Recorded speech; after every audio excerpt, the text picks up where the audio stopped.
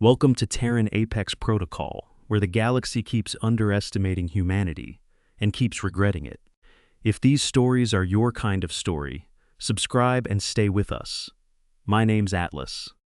Tonight, a galaxy that builds each warship by hand over a decade meets a fleet that runs on a single bolt and learns that the ugliest thing in the void was the thing that would not stay dead.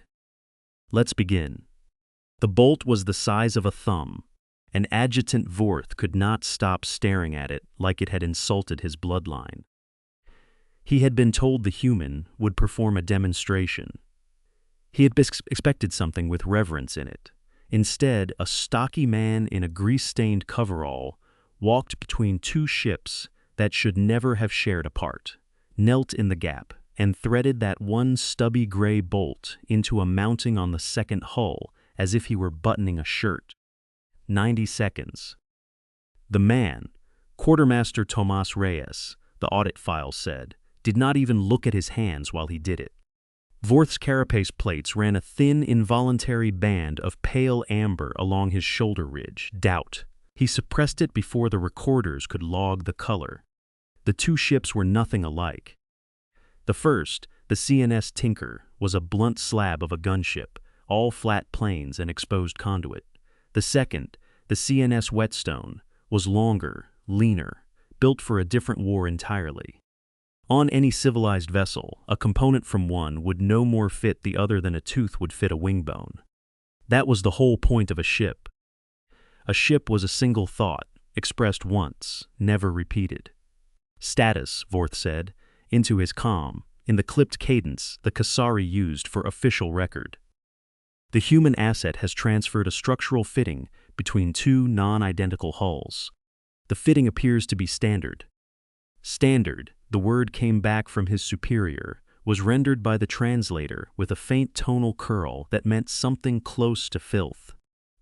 Reyes wiped his hands on a rag, tucked the rag into his belt, and finally looked up at the floating drone that carried Vorth's audit feed.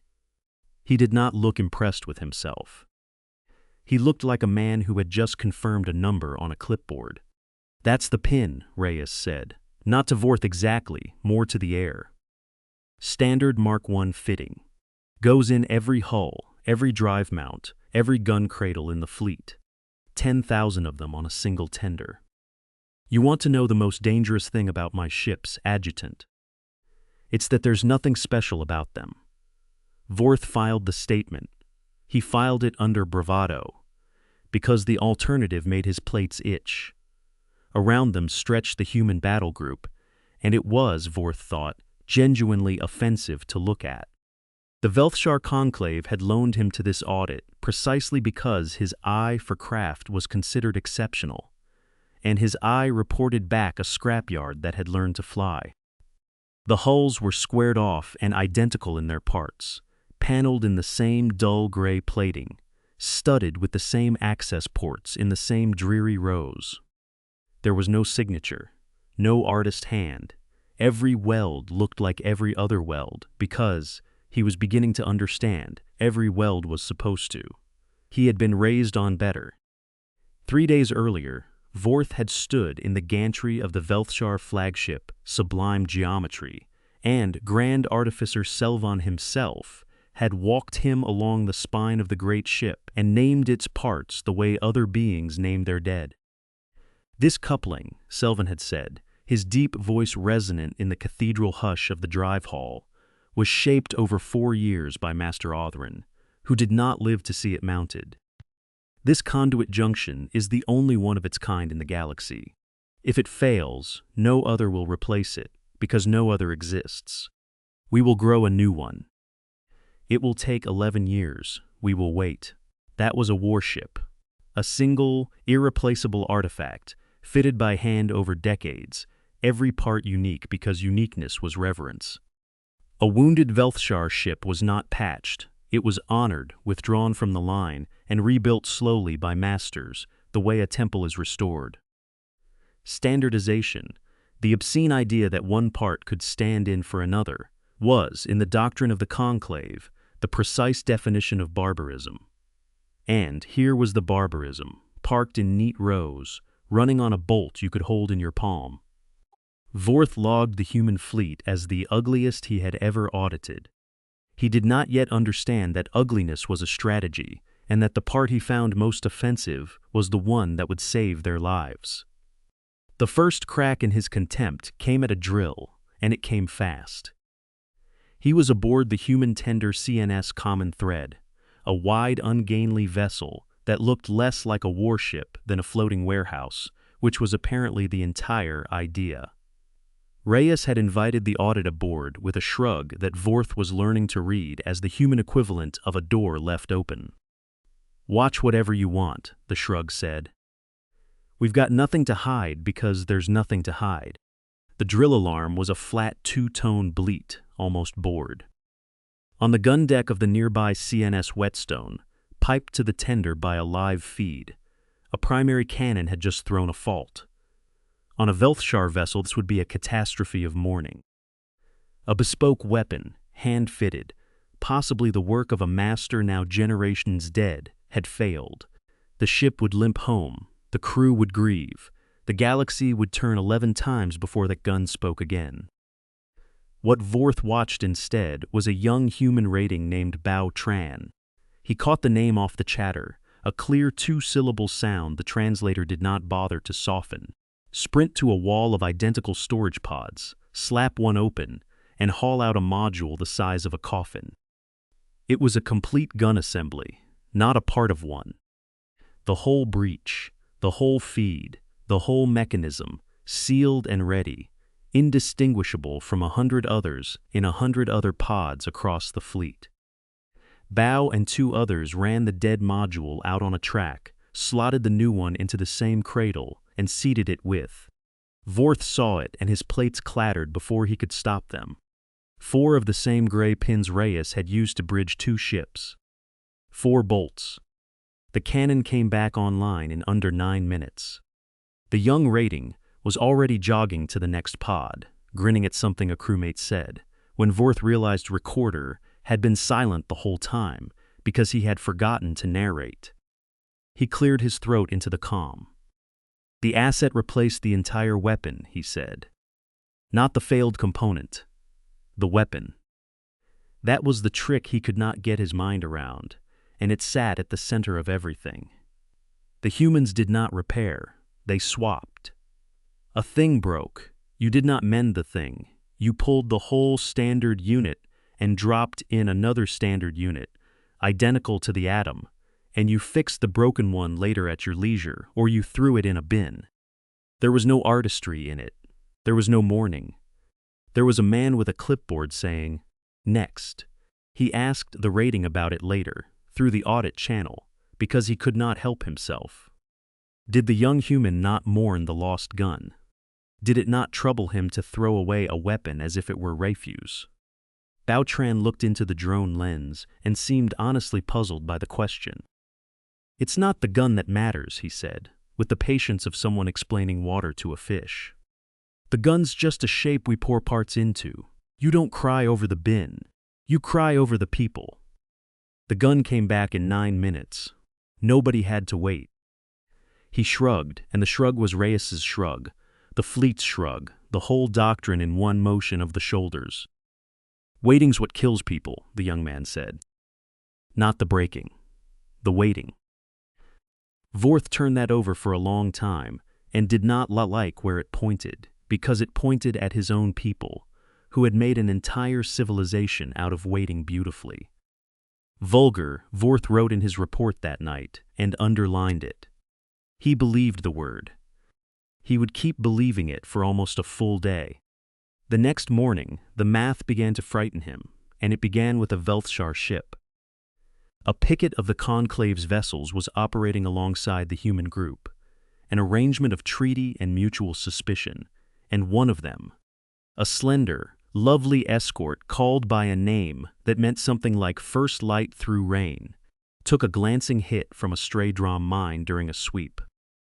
The damage was minor by any honest measure. A drive nacelle scorched, a section of hull crazed, 3 of its irreplaceable conduits severed. Vorth watched the Velthshar response with the comfort of the familiar. The escort was solemnly pulled from the line. Its captain transmitted a formal lament, the old verses, the ones every Kasari schoolchild also learned, about the ship as a body and the wound as a thing to be borne with grace.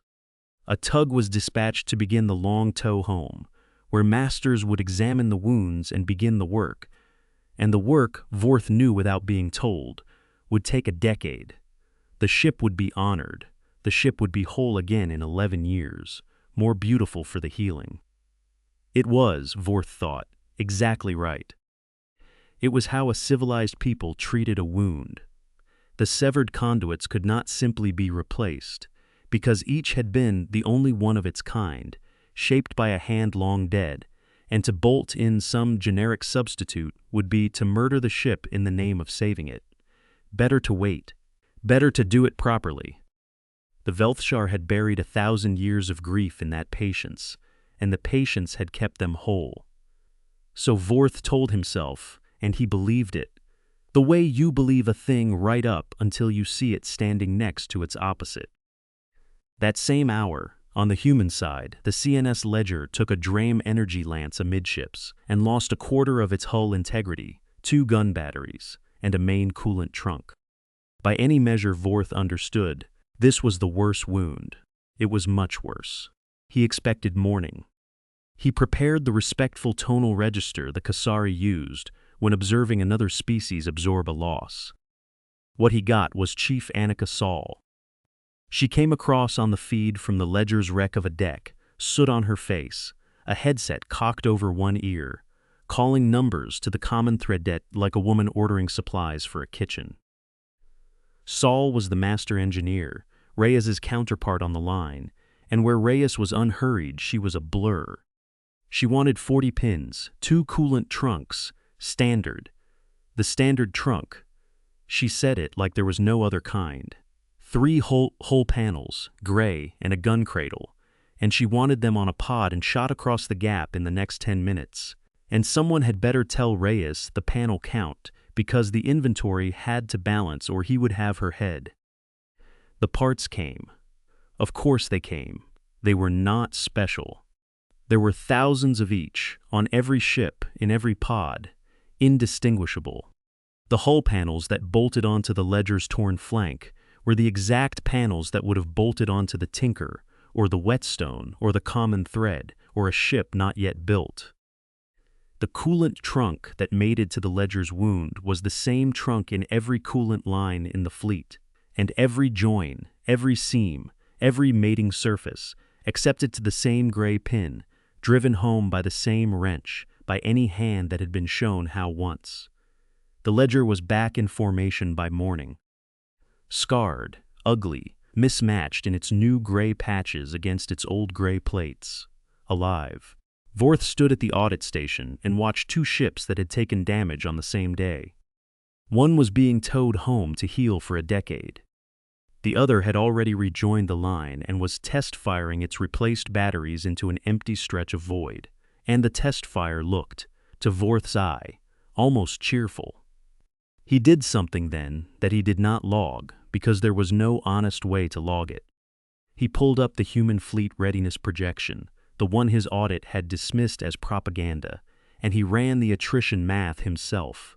He assumed losses. He assumed brutal, grinding losses, the kind that ended fleets. And the human numbers did not end. They sagged and they recovered, and they sagged and they recovered, because a ship was never gone, as long as its parts could become another ship. His plates ran a long, cold band of pale amber, and this time he did not suppress it. Reyes found him at the station an hour later. The quartermaster carried 2 cups of something hot and human and set one beside Vorth's manipulator without asking whether Kasari drank. "You ran our numbers," Reyes said. "It wasn't a question." "Your numbers are wrong," Vorth said. "They do not converge to a loss." "That's the idea," Reyes said, and there was no boast in it.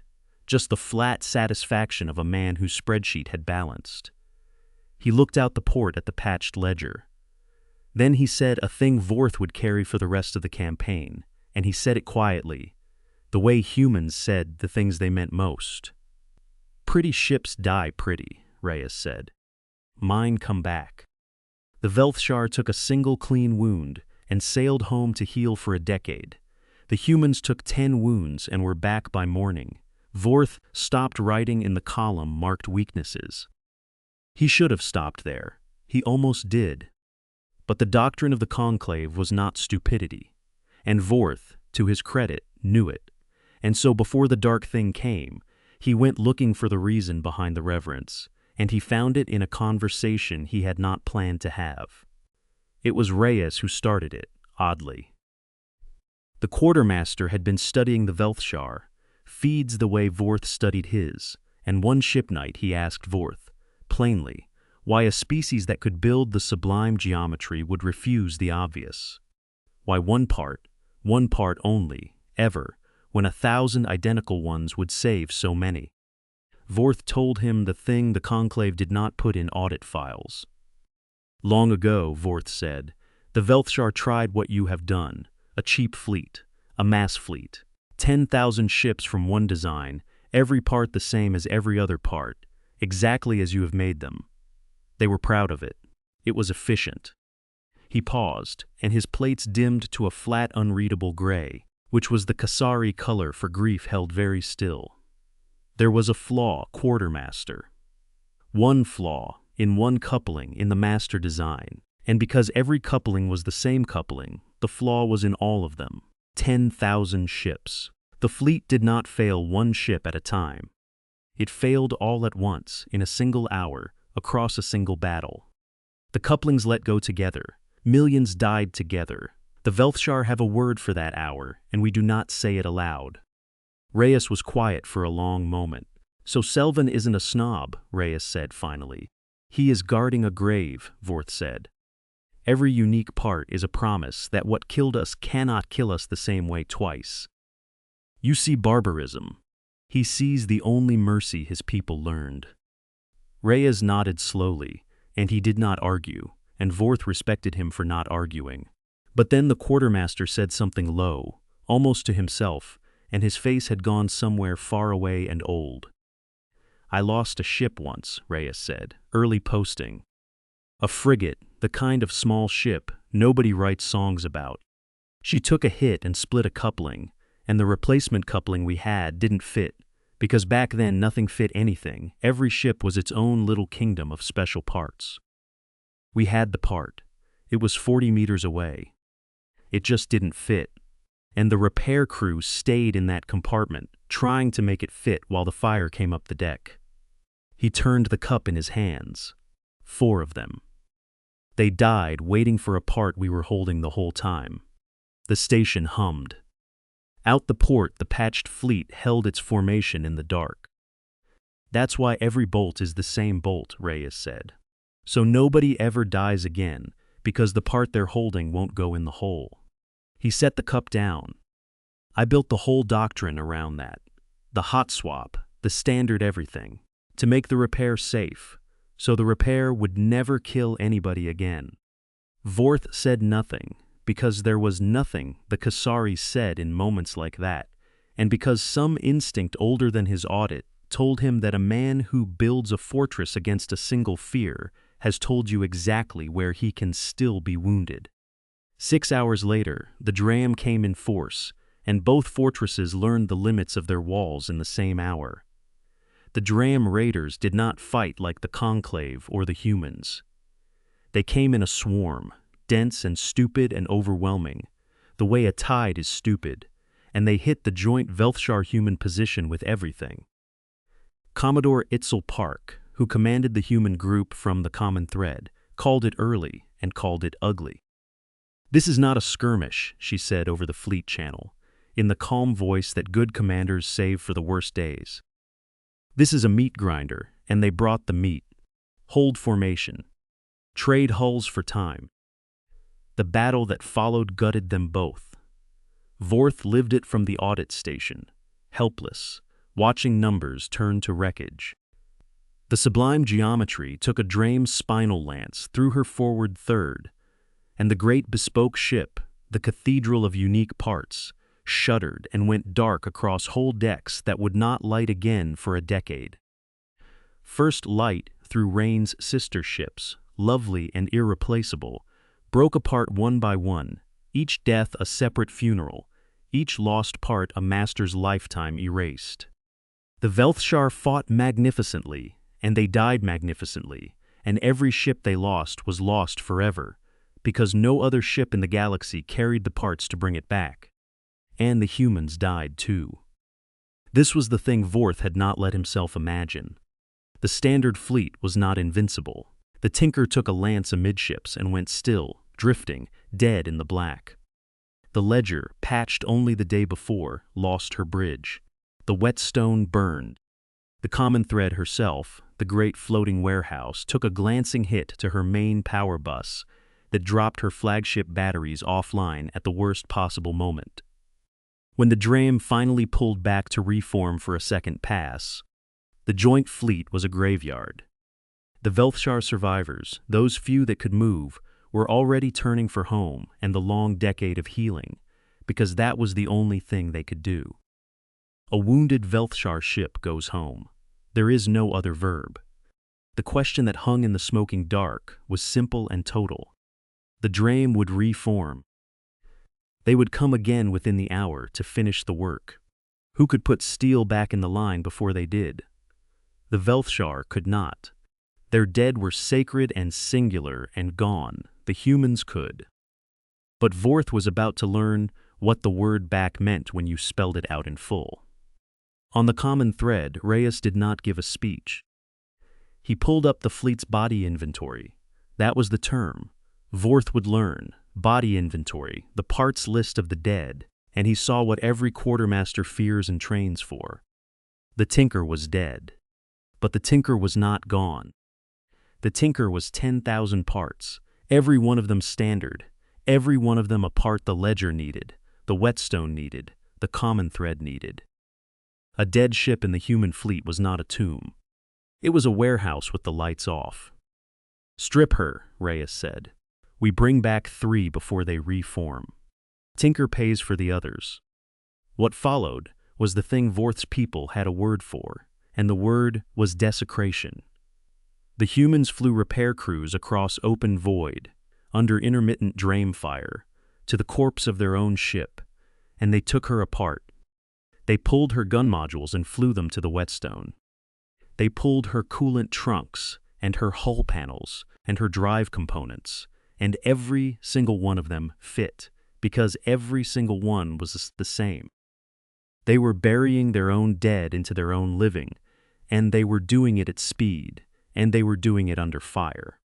Vorth watched a crew chief on the Tinker's corpse work through a checklist on a wall screen, ticking off each part as it came free and crossed the void to a living hull. Drive coupling, gone to the Whetstone. Coolant trunk, gone to the Ledger. Gun cradle, panel set, power module, all of it logged, all of it leaving. The dead ship growing emptier and lighter, and more like a skeleton with every minute. There was no ceremony in it. There was a checklist and a deadline, and the cold understanding that every part still bolted into the Tinker was a part not yet keeping someone else alive. To the Velthshar, Vorth knew this would be the single most obscene act in the war. You did not take a ship apart. A ship was a being. You honored its wounds and you let it rest, and you grew it whole again over a decade. You did not strip it for screws while it was still warm. And yet the humans did it without cruelty, almost tenderly, the way you might give a dead friend's coat to someone freezing. The Tinker would never fly again. But the Tinker would fight again tonight in 3 other hulls, and that was the only resurrection the human fleet believed in. They were stripping their own dead for parts. Vorth had a word for it in his language, and the word was desecration. He would need a different word by the end of the hour. The worst of it happened on the Common Thread's main power bus, and Vorth saw the whole thing, and he would never unsee it. The flagship's batteries were down. The hit to the power bus had cracked a coupling, the exact kind of coupling, on the exact kind of bus that Reyes had spent his whole career making swappable. A standard module had blown. A standard module sat in a pod 30 feet away. The hot swap was the simplest thing in the human playbook, the very repair Reyes had engineered to be safe, the repair he had built his doctrine around so that no crew would ever again die waiting for a part that didn't fit. This part fit. That was the horror of it.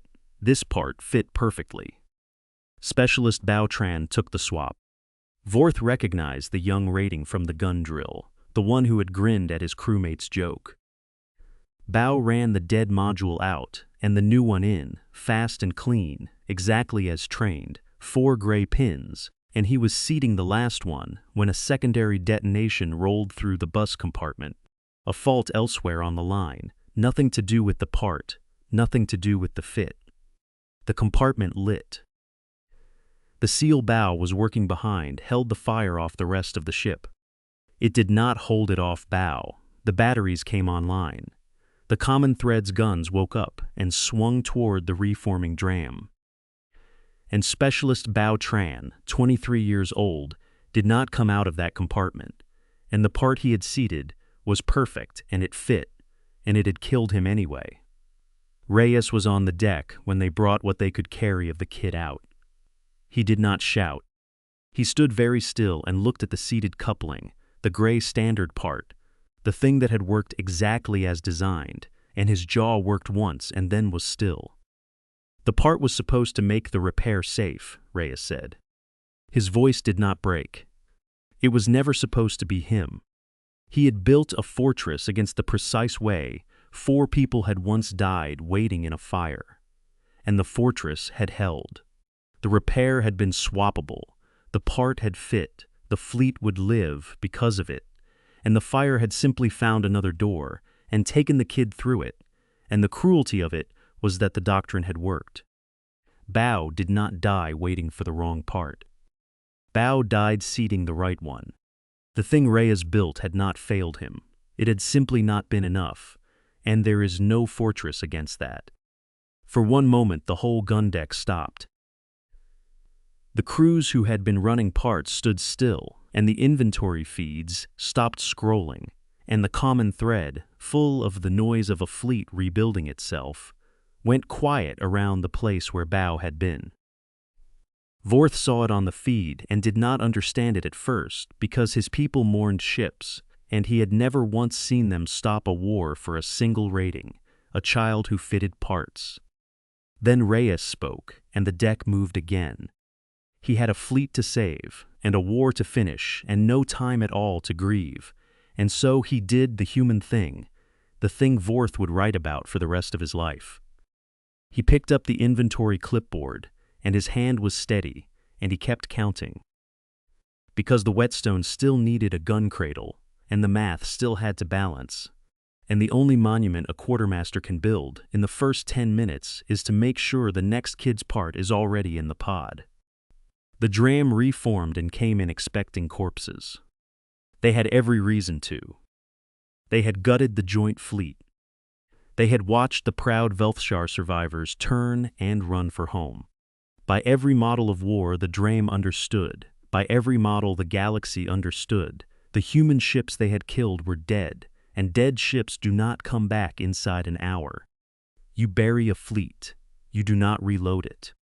The Drame swarm crossed the debris field at speed, weapons charging for the killing volley, and they met 3 ships that the galaxy had already counted as destroyed. The Whetstone, who had burned, opened fire with a gun module that had been the Tinker's that morning. The Ledger, who had lost her bridge, fought from a backup deck behind hull panels stripped from her own dead sister. The Common Thread, whose batteries had gone dark, lit up the void with cannon fed by a power bus that a 23-year-old had died to wake, and every shot she fired was a thing Bao Tran had bought. On the sublime geometry, drifting and crippled, Grand Artificer Selvin watched the impossible on his cracked displays. Beside him, Adjutant Vorth watched too, and Vorth's plates were not flushing certainty blue, and they were not flushing doubt amber. They had gone the flat still gray of grief and held there. How? Selvin said. It was barely a word. The Velthshar voice, which had named ships like the dead, had nothing left in it. We saw them die. We counted them. You counted the ships, Vorth said quietly. He had finally understood the audit he had been sent to write. They do not count ships, Grand Artificer. They count parts. And a part does not die. It only changes ships.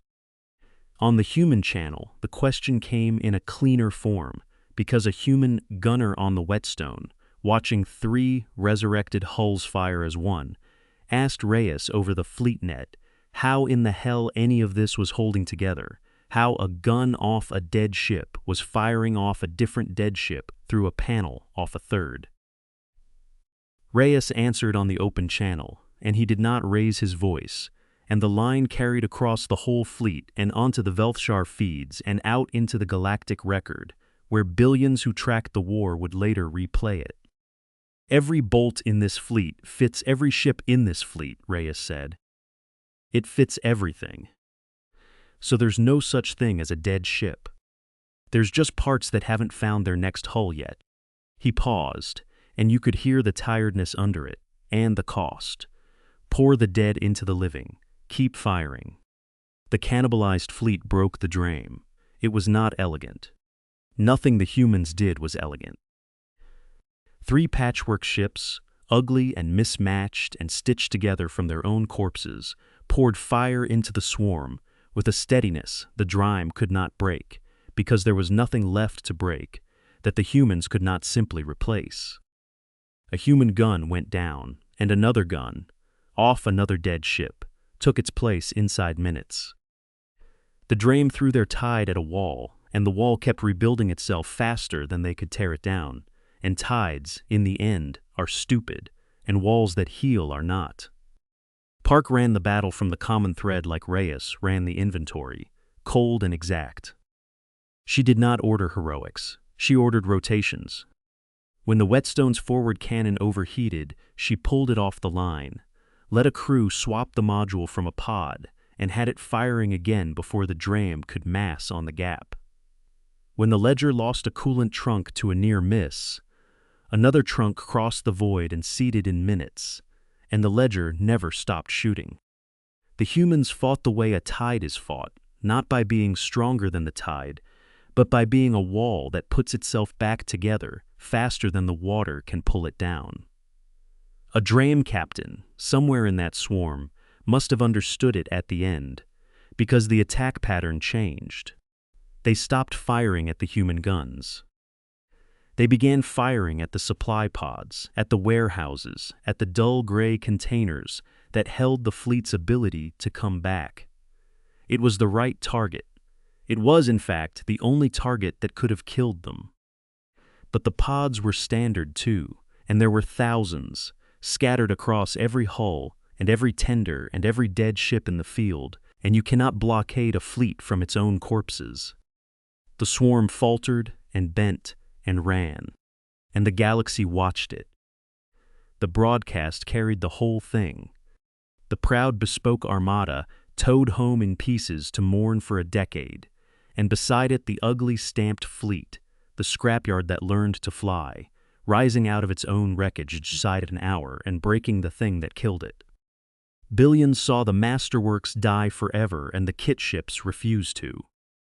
Billions saw which fleet you could actually kill. Selvin saw it from the bridge of his dying flagship, and he did not look away. Across the galaxy the reactions split along an old fault line. The artisan worlds were appalled, and called it butchery, and said a people who would gut their own dead for parts had no honor worth the name. But the frontier worlds, the ones who had buried fleets and waited the long decades for replacements that came too late, watched the 3 patched human ships rise and felt something colder and more practical move in them. They had spent generations mourning beautiful ships they could not bring back. They had never once considered that the dead might be made to fight again. The broadcast did not change every mind. It only put the question in front of every mind at once. And a question, once asked aloud to billions, does not go back to sleep. The Velthshar conclave did not abandon its art. Vorth was relieved, in a way he did not expect, that they did not. The masterworks were still beautiful, and beauty had not been proven worthless, only insufficient. The sublime geometry herself went home to be rebuilt over the long decade, and Vorth did not begrudge her the decade, because some things should take 10 years. There was a place in the galaxy for a thing made once, and made perfectly. But there was now also a place for the other thing. Quietly, in the seasons after, the Conclave did a thing it had sworn, for generations it would never do. It established a small line of vessels it called the Common Fit Reserve. Ships built not as singular artifacts, but as kits. Every part standard, every part the same, set aside against the day when healing slowly was the same as dying. They did not love these ships. They did not name their parts after masters. The artisans who built them did so with a kind of held-breath shame, as though touching something forbidden. But they built them, and that was the largest thing the proud Velthshar had ever conceded, and Selvan signed the order himself, and his hand did not shake when he signed it.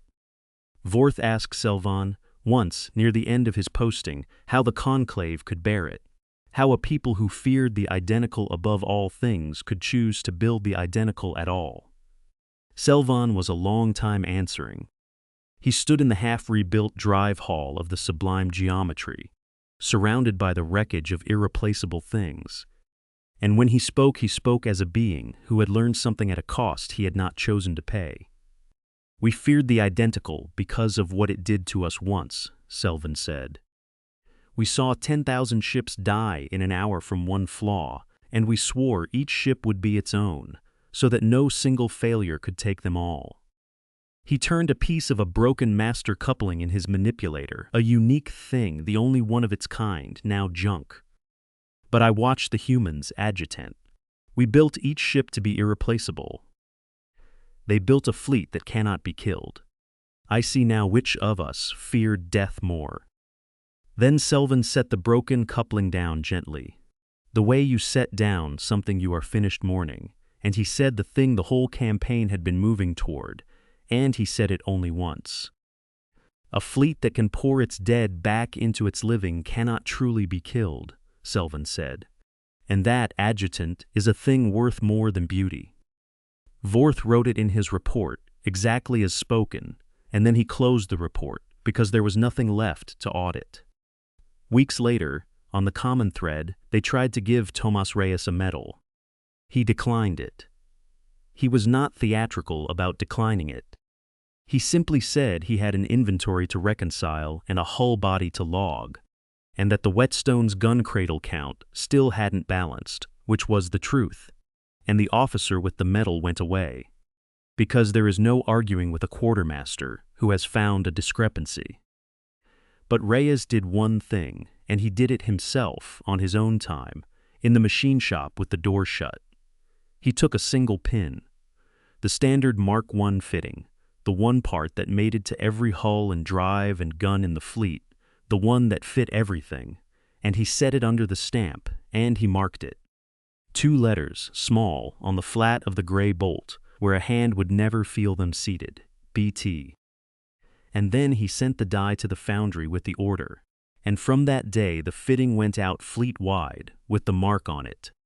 10,000 at a time, 100,000, more.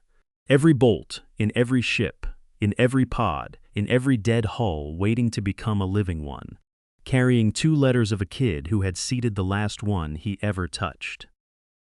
It was the only monument Reyes knew how to build, a monument that fit everything, in every ship, in every hand, forever, and it would never bring Bautran back to anything, and Reyes knew that, and he stamped it anyway, because a quartermaster does not get to choose what his grief is allowed to be useful for.